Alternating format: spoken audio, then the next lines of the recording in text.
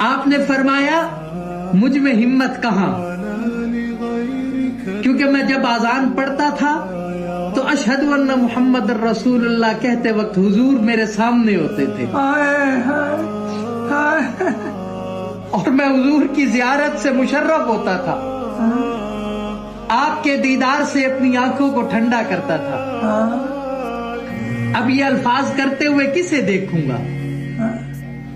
تو بعض صحابہ نے مشورہ دیا کہ حسنین کریمین سے سفارش کروائیں۔ تو حضرت بلال رضی اللہ تعالیٰ عنہ کو اذان کے لیے وہ کہیں تو پھر حضرت بلال انکار نہیں کریں گے۔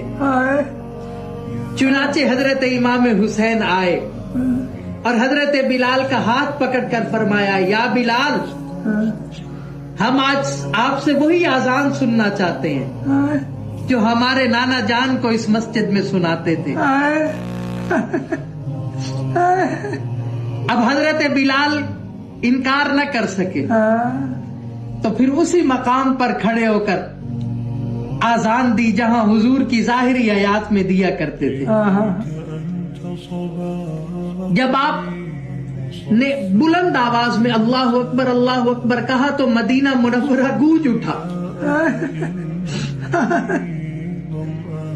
آپ جیسے جیسے آگے بڑھتے گئے جذبات میں اضافہ ہوتا چلا گیا، اور جب اشہد ان لا الہ الا اللہ کے کلمات ادا کیے تو گونج میں مزید اضافہ ہو گیا، اور جب اشہد ان محمد الرسول اللہ پہ پہنچے تو تمام لوگ حتیٰ کہ پردہ نشین خواتین بھی گھروں سے نکل آئیں۔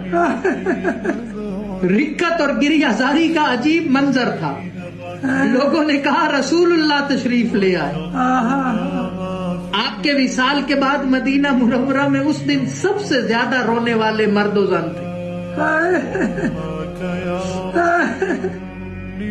سیرت کی کتابوں میں لکھا ہے کہ حضور کے وصال کے بعد سب سے زیادہ لوگ اس دن روئے جب بلال نے آ کے دوبارہ اذان دی،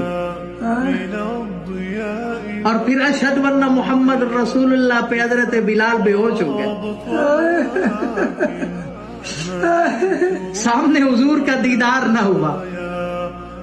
پہلے جب حضور کا نام آتا تھا تو سامنے حضور کا دیدار ہوتا تھا، آج حضور کا دیدار نہیں ہوا تو بے ہوش ہو کر گر پڑے، اور پورا مدینہ منورہ رونے